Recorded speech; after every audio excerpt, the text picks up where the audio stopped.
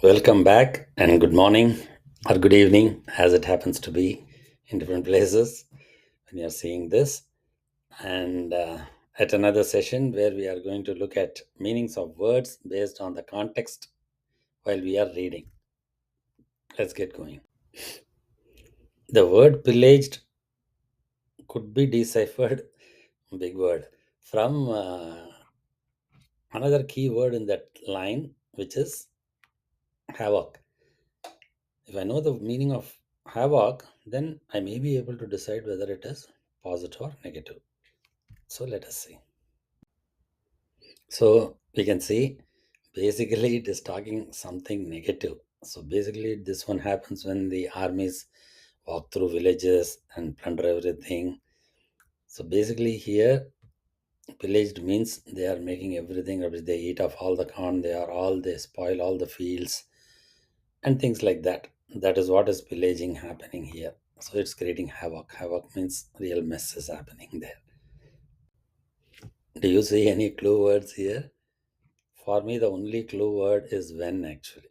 When something happens,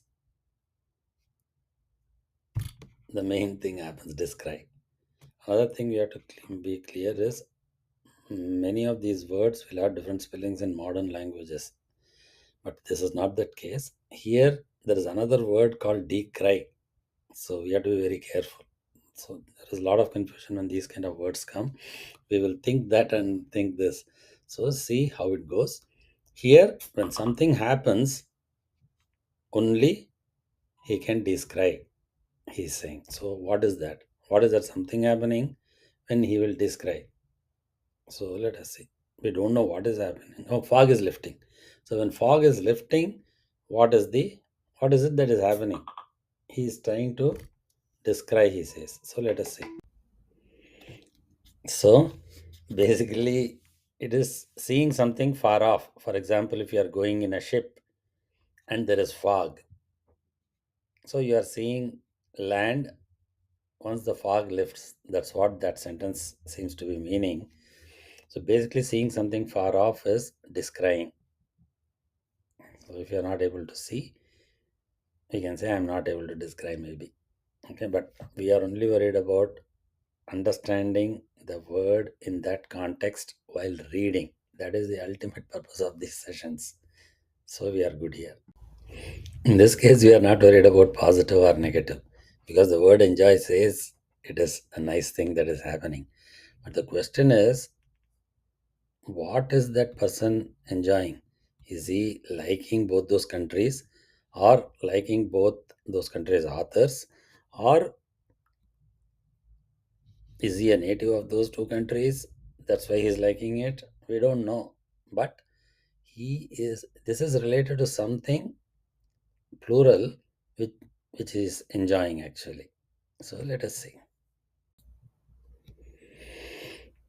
Basically, the word here or the sentence here talks only about two countries. But polyglot means a person who knows multiple languages. That's all. It's straightforward. Polyglot is a person who knows one, two, three, four languages and all that stuff. But one thing we need to know here is the current spelling of this word is polyglot actually. Polyglot. This is what I was mentioning in one of the previous questions or words that we were discussing. So we have to be careful. This word may not be available sometimes when you search somewhere in some contexts. So polyglot is basically a person. If you know more than one language, you may be a polyglot. That's what it is. So someone is trying to convince the professor or persuade the professor in some form, but that professor doesn't seem to get persuaded. Very tough professor. Be careful with such people. But what is that something he is trying to do? What is regaling? Regale.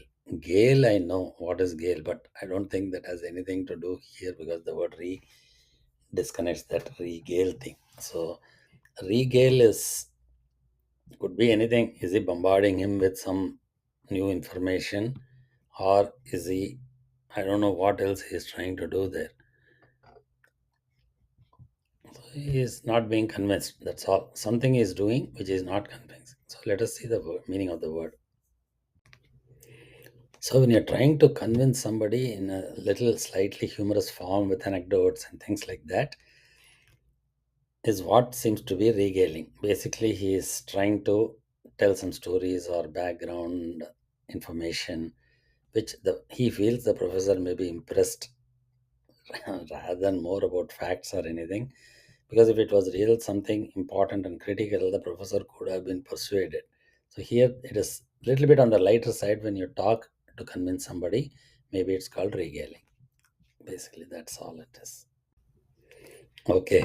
Finally, a tough one for me itself, actually. When I was first seeing this word, I was only thinking about Microsoft's Azure, actually.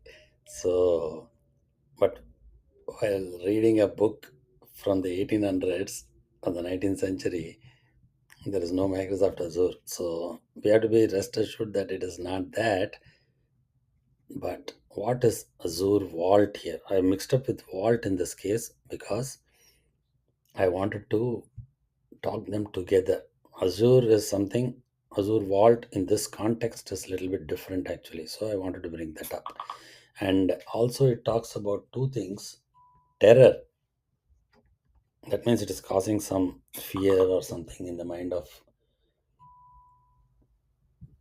the user or the seer or the watcher. And but also, it has a word called somber. What is somber? Somber is if you know the meaning of somber in this case, you got it right. But if you don't know the meaning of sambar, it is very difficult actually. Okay, let's see. The first thing I want to mention in this particular case is pronunciations. See, the way I pronounced the word sambar is not sambar, it looks like some sambar. So, sambar pronunciation is that is not right, I know that, but I don't want to go and check up as far as I know because I know the meaning of sambar actually. But in this case, the meaning of sambar is gloomy, dull. That is what it is. So that tells me that this is not the kind of terror when you see a lion or a tiger. Somber is a different kind of a terror actually. When you see a deep cliff, somber terror, right? Or when you are in this particular case, is talking about an azure vault. So assume you are traveling in a aircraft and there is nothing but the sky which is visible there all around you.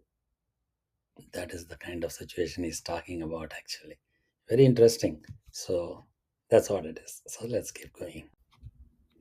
Oof. Finally we came to the end of today's session. uh, Thank you so much for being there, and I hope you learned a little bit, and I appreciate you being with me for this video, and thank you.